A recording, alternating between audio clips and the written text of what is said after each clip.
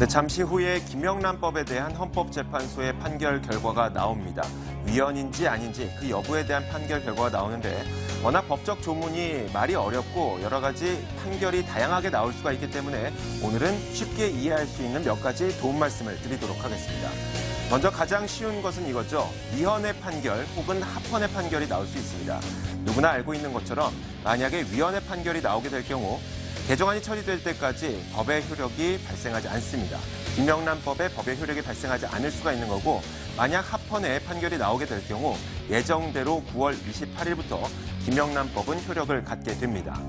자, 그런데 이 외에도 다양한 여러 가지 판결이 나올 수 있습니다. 그 가운데 한 가지가 바로 헌법 불합치인데요. 헌법 불합치라고 하는 것은 사실상 위헌이라고 판단을 하는 겁니다. 그렇기 때문에 헌법 불합치의 판결만 나오게 될 경우 법적 효력을 잃게 될 가능성도 있는 것이죠. 그런데 헌법 불합치는 종종 입법 촉구라는 법안과 함께 판결이 나기도 합니다.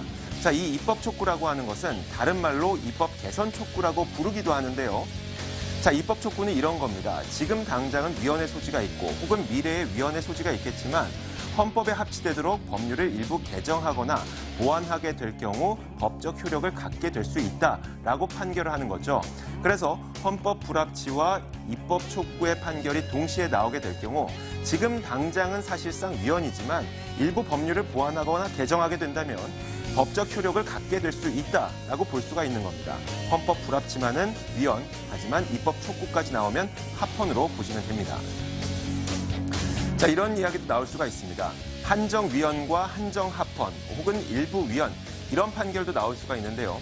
일단 한정 위헌과 한정 합헌은 법률 조문 자체에 어떤 문제가 있는 것은 아니지만 한 가지로 명확하게 해석이 되는 것이 아니라 여러 가지 의미로 다양하게 해석될 가능성이 있을 때 한정적으로 그 적용 대상 범위를 아주 좁혀놓고 그 외의 경우에는 위헌으로 본다 혹은 그 외의 경우에는 합헌으로 본다라고 판결을 하는 것이죠.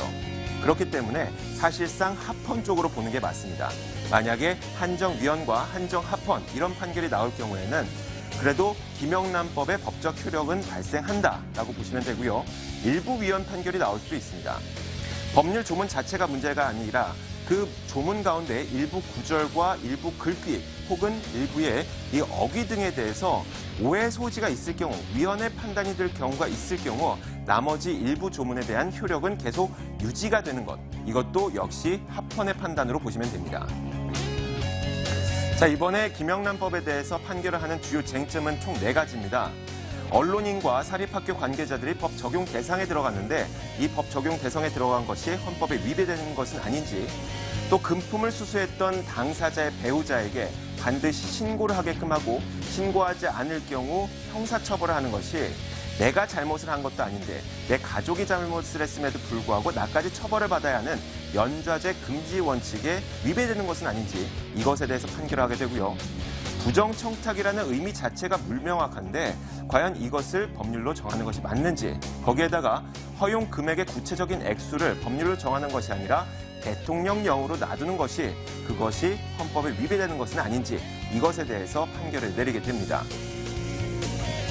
다시 한번 정리해드리겠지만 총 7가지의 결과가 나올 수 있습니다. 그 가운데 만약에 위헌과 헌법 불합치의 판결이 나오게 될 경우 이것은 김영란법의 법적 효력이 상실될 수도 있다는 것을 의미하고요. 물론 헌법 불합치와 입법 촉구가 함께 나올 경우에는 시간이 지나서 김영란법은 효력을 발생할 수도 있는 겁니다. 자, 반대로 합헌 혹은 한정 합헌, 한정 위헌과 일부 위헌의 판결이 나올 경우에는 김영란법은 효력을 갖게 되는 것입니다. 시장을 읽는 남자였습니다.